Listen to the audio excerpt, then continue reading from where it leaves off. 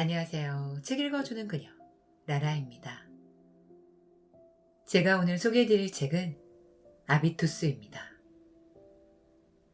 이 책은 2020년 출간 즉시 입문 분야 베스트셀러에 오르며 많은 사랑을 받고 2023년 3월에 양장 특별판으로 재출간된 책이에요. 출판사는 다산초다. 저자는 도리스 메르틴, 옴게니는 배명자님입니다. 이 책은 20년 동안 다양한 계층의 수많은 사람을 만나온 저자가 전하는 부, 성공, 건강, 인맥, 지식 등 원하는 것을 모두 이루며 사는 엘리트들의 핵심 비밀을 담고 있는 책이에요. 저자는 아비투스에서 인간의 품격을 결정하는 7가지 자본으로 최고의 아비투스를 갖추는 방법을 이야기하고 있습니다. 이 책에는 타고난 조건을 뛰어넘을 방법을 찾았다. 궁금했지만 아무도 가르쳐주지 않는 성공의 비밀 등 독자들을 감동시킨 탁월한 통찰이 담겨 있습니다. 저자는 왜 나는 이렇게 말하고 즐기고 생각하는가? 습관보다 강한 아비투스의 힘을 이야기합니다.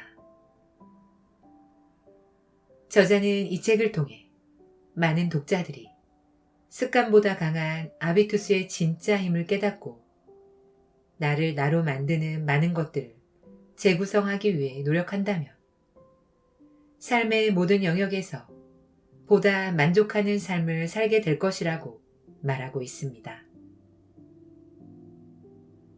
저는 이 책을 보면서 살아가면서 필요한 인생의 모든 지혜를 배울 수 있었어요. 놓치고 있던 내 자신이 가지고 있는 자원을 활용해 더 비상할 수 있는 현명함을 전달해주는 멋진 책이에요. 그럼 저와 함께 성공으로 가는 똑똑한 지름길을 만나시러 책 속으로 들어가 보실게요.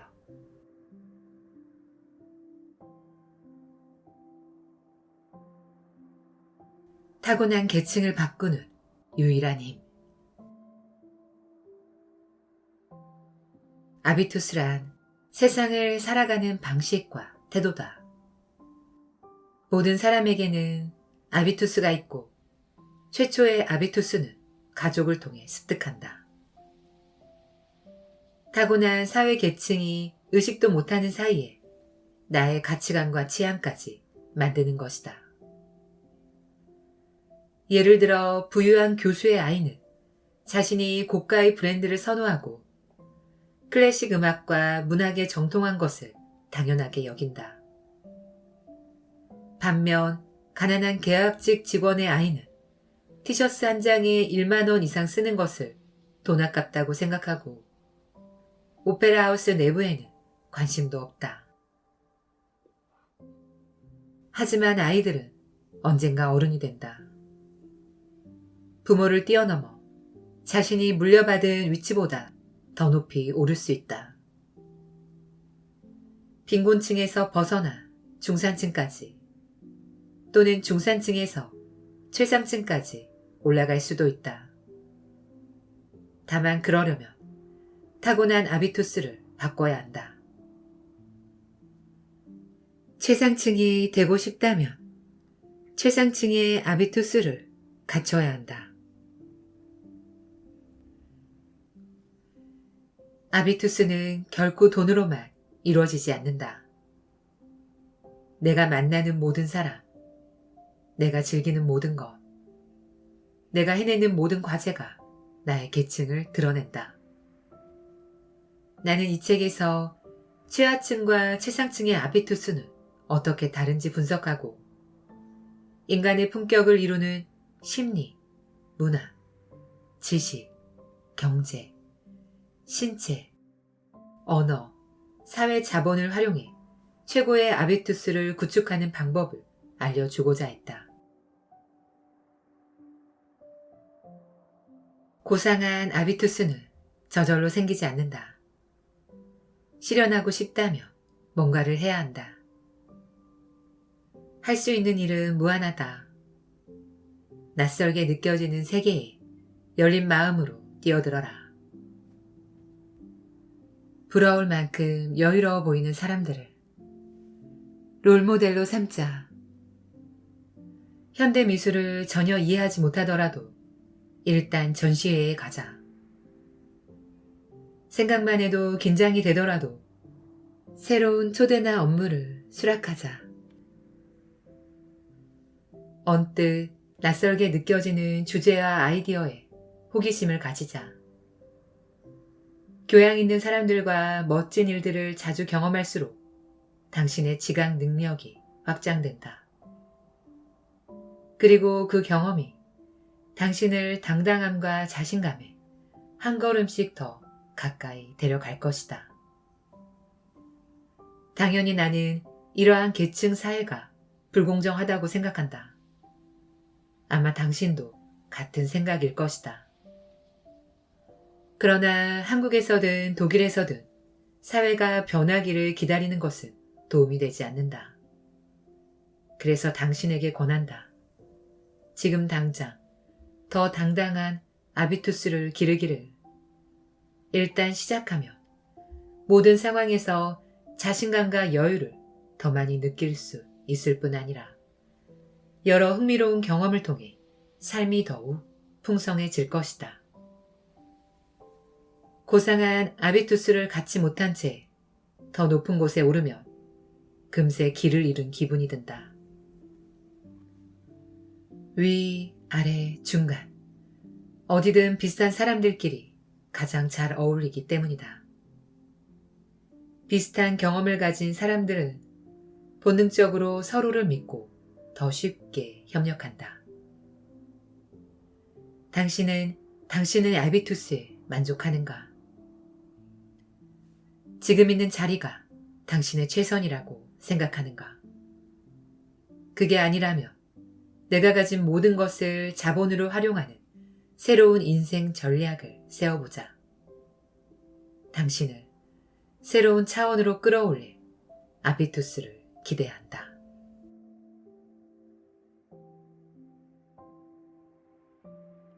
이자, 심리자본. 어떻게 생각하고 어디까지 상상하는가?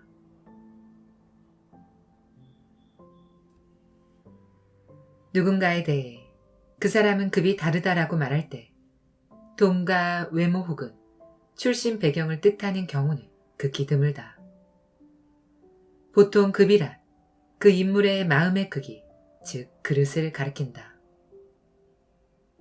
급은 성격과 태도로 확인된다. 예를 들어 불치병에 걸렸음에도 타인에게 관심을 갖고 기쁘게 살아가는 뇌종양 환자. 자신의 어리석은 잘못을 인정하고 자리에서 스스로 물러나는 정치인. 다른 모든 선수가 체념했더라도 마지막까지 최선을 다해 결국 결승골을 넣는 축구선수. 지금은 그 어느 때보다 출신의 영향을 받지 않고 급이 다른 삶을 살 수 있는 시기다. 모두가 자신의 심리 자본을 단련하고 낙관적 사고 방식을 발달시키고 자아를 통제하며 역경을 견디는 연습을 할 수 있다. 비록 일부 결정권자들은 여전히 용감한 행동의 아비투스가 상류층에서 많이 나타난다고 믿고 있다. 하지만 지금은 평범한 사람들이 추격하고 있다. 강인한 성격이 좋은 성적보다 더 중요하다는 사실은 최정상 리그에만 적용되는 게 아니다.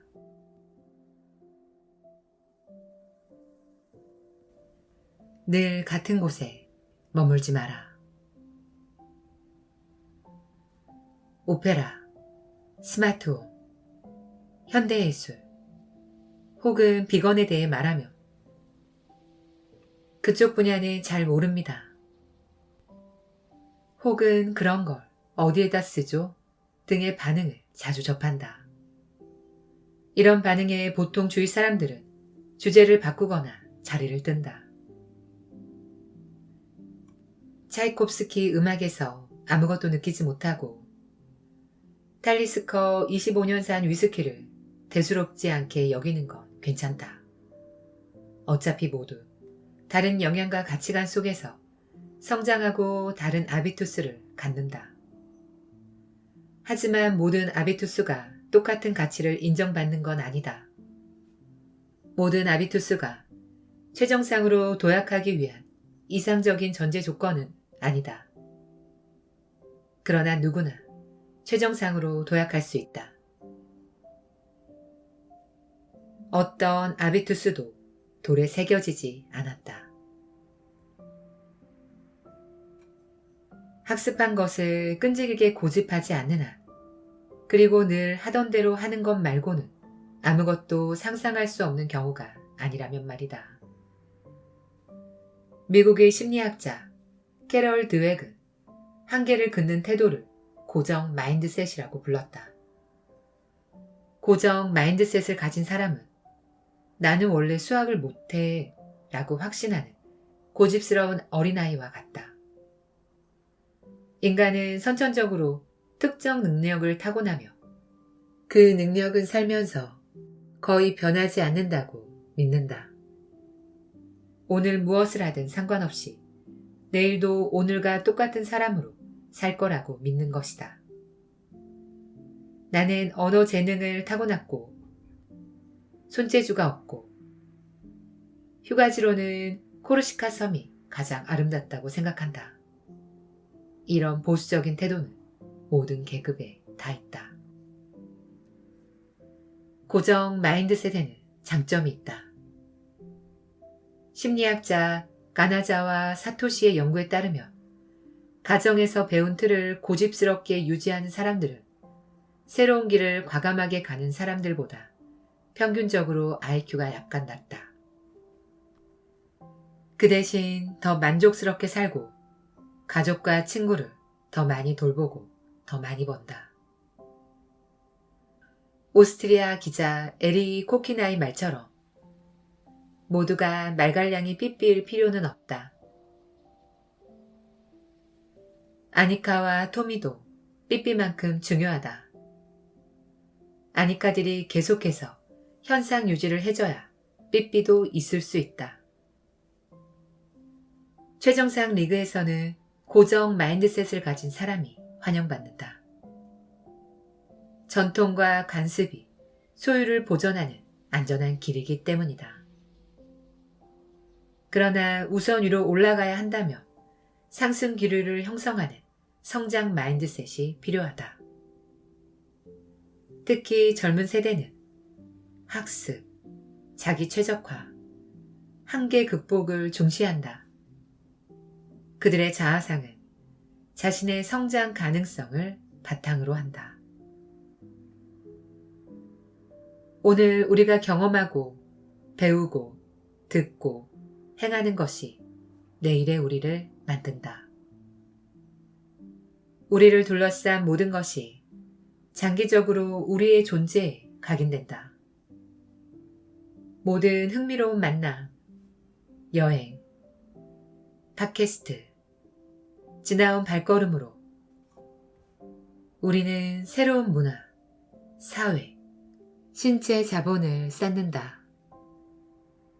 비록 각각의 경험이 미치는 영향이 그다지 크지 않고 고집센 아비투스가 변하는데 시간이 많이 들더라도 장기적으로 작은 발걸음이 모여 큰 도약이 된다. 직장 행사에서 당신이 전혀 모르거나 자세히 알지 못하는 사람에게 다가가 대화를 나누려 했으며 당신의 직업적 관계망은 눈에 띄게 넓어진다. 새로 배우기 시작한 외국어 단어를 매일 6개씩 1년만 외우면 기본 어휘 전체를 암기한다. 매일 3,000원씩 절약하면 1년 뒤에는 300만 원. 그 이후 투자 효과를 전부 배제해도 10년 뒤면 3천만 원을 절약한다. 박물관과 연계된 구글 아트 앤드 컬처에서 주말마다 예술 작품을 클릭하면 아주 조금씩 예술 감각을 얻을 수 있다. 문을 열고 들어설 때마다 가슴을 활짝 펴며 그 자세가 몸에 밴다. 당신의 자세는 장기적으로 더 품격 있고 당당해진다. 100% 고정 마인드셋을 가졌거나 100% 성장 마인드셋을 가진 사람은 없다. 우리는 두 가지를 모두 가졌다. 그러나 아비투스를 바꾸려면 성장 마인드셋이 더 유리하다. 성장 마인드셋은 열린 문과 같기 때문이다. 우리는 그 문을 통과하기만 하면 된다. 비록 그 문 뒤가 광활한 자연일지라도 말이다. 작가의 정신력이 없었다면 해리포터 시리즈는 출판되지 못했을 것이다.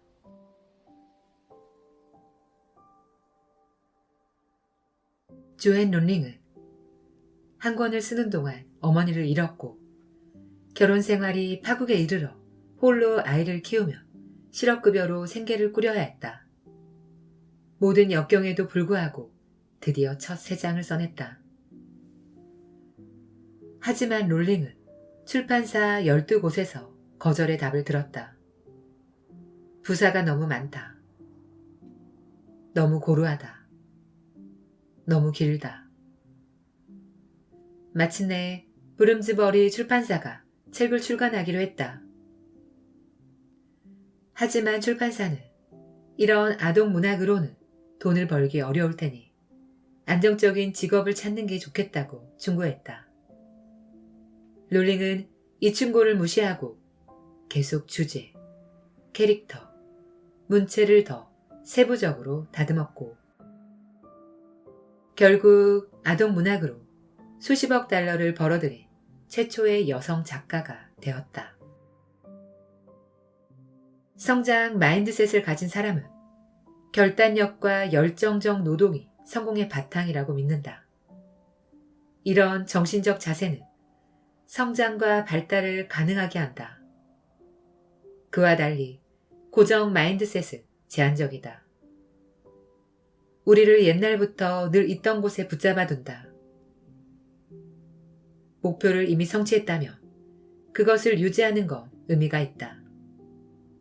명성을 누리며 차근차근 느린 변화를 꾀하는 것이 편안함을 주고 늘 그렇진 않더라도 지위를 현 상태로 유지해준다. 반면 더 많이 이루고자 한다면 위로 도약하는데 가장 중요한 전제 조건은 성장 마인드셋이다.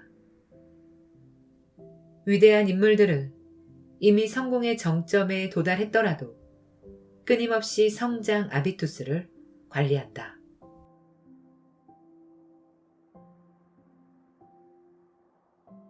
8장 사회자본 누구와 어울리는가?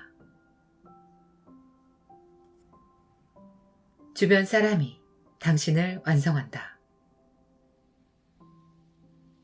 가족 못지않게 아비투스에 영향을 미치는 사람들이 있다. 바로 우리를 둘러싼 주변 사람들이다. 대모 혹은 대부, 친절하지 않아도 모두에게 사랑받았던 1학년 때 짝꿍, 존경하는 선생님, 소설 속 주인공들, 프랑스 교환학생 때 격식이 무엇인지 알려주었던 호스트 가족,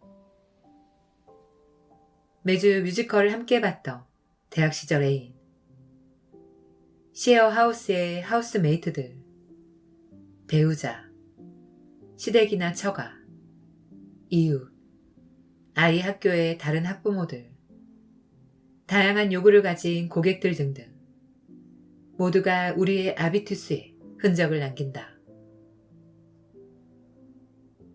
비록 우리가 그들의 영향을 받아 곧장 새로운 사람이 되지는 않지만 어떤 사회 계층에서 무엇이 바람직한 것으로 통하고 대화 주제가 되는지 혹은 무엇이 사회적 명성을 얻는지 더 잘 이해하게 된다. 그러므로 아비투스를 원하는 방향으로 조종하려면 올바른 모범에 둘러싸이기만 하면 된다. 결국 낯선 생활 공간의 게임 규칙을 내면화하는 가장 빠르고 가장 자연스러운 방법은 목표가 되는 환경에 푹 잠기는 것이다. 다만 문제는 상류층만이 자신의 생활 방식을 진정한 것으로 여기는 게 아니라는 점이다. 다른 모든 계급에서도 자기네 어린 양들을 한 곳에 모아두려 애쓴다. 그러므로 같은 계급의 누군가가 더 높은 계급으로 올라가려 할 때 박수갈채를 보내지 않은 것은 정상이다. 누군가 평범한 나들이 대신 전시회 관람을 제안하고 랄프 로렌 셔츠를 입은 오만한 젊은이와 사귀거나 비범한 프로젝트를 추진하는 꿈을 꾸며 대부분의 주변인은 그런 새로움을 반기지 않을 것이다. 너답지 않아. 그래봐야 아무 소용없어. 너랑 안 어울려. 대략 이런 얘기를 듣는다. 그러고 나서 가장 나쁜 말이 더해진다. 우리만으로는 부족한 거니. 심리학에선 이런 태도를 그래 멘털리티 효과라고 부른다. 어부들이 잡은 개를 산 채로 그냥 바구니에 던져 넣는 것에서 유래한 용어다. 개들은 사실 바구니에서 쉽게 기어올라 탈출할 수 있다. 높이 기어오른 동료를 다른 개들이 다시 아래로 끌어내리지만 않는다면 말이다. 이런 개들의 행동을 생각한다면 익숙한 환경에 대한 미련을 버릴 수 있다. 그리고 자신이 몸담고 싶은 곳에 이미 도달한 사람들과 접촉해 사회의 문화적 환경을 확장하기 더 쉬워진다. 닮고 싶은 사람과 알고만 지내더라도 그들이 당신에게 새로운 세계를 열어주고 모범적인 행동 방식을 전수한다. 2008년에 최연소 포뮬러1 월드 챔피언 타이틀을 차지한 루이스 해밀턴이 그 애다. 어린 시절 그의 영웅은 브라질의 전설적인 카레이서 아이르통 세나였다. 나는 그와 똑같이 포뮬러1 레이서가 되고 싶었습니다. 또한 그와 똑같이 세계 챔피언이 되고 싶었죠. 그리고 세계 챔피언이 된 후로는 내가 얼마나 더 높이 올라갈 수 있는지 보고 싶었습니다. 대부, 스포츠 영웅, 드라마 주인공, 다양한 롤모델이 우리가 무엇을 할 수 있고 받아들일 수 있는지 생각하게 한다. 사회심리학자 미셸 발 델른과 닉 호일이 이 효과를 추적했다. 연구 결과에 따르면 사람은 피트니스 센터 혹은 조깅 구간에서 열심히 운동하는 사람을 보는 것만으로도 야심이 높아진다. 또한 팀장이 발걸음을 세며 팀원들도 곧 따라한다. 5세 조카가 첼로를 배우기 시작하면 어린아이는 멜로디언이나 배우면 된다던 견해를 버리게 된다. 사업 파트너나 정치 동료가 요트나 고급 주택을 누리는 지위에 오르면 원래 미심쩍었던 그들의 습관들조차 달리 보이기 시작한다. 이렇듯 주변 사람들이 우리의 아비투스에 영향을 미친다. 우리는 특별히 애를 쓰지 않아도 된다. 아비투스는 전염되기 때문이다. 다른 사람들이 어떻게 삶을 대하고, 어떤 옷을 입고, 무엇으로 집을 꾸미고, 무엇을 바람직하고 아름답고 합법적이라고 여기는지 저절로 알게 된다. 우리가 그들의 태도를 철저히 거부하지만 않으면 우리는 곧 그것에 감염된다.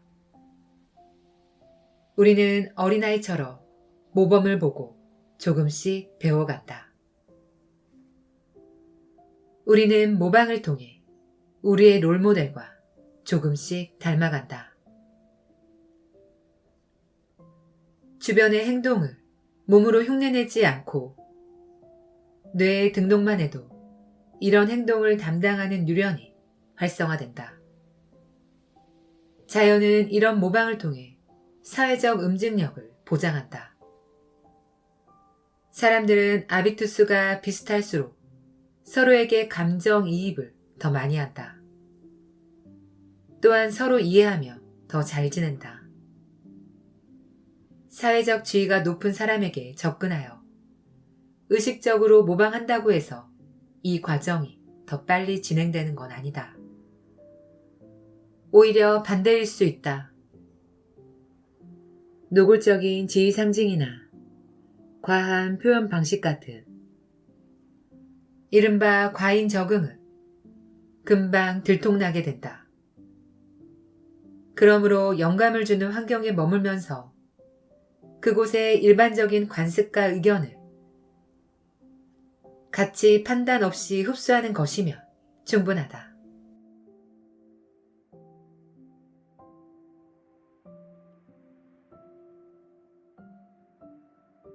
지금까지 책 읽어주는 그녀, 나라였습니다.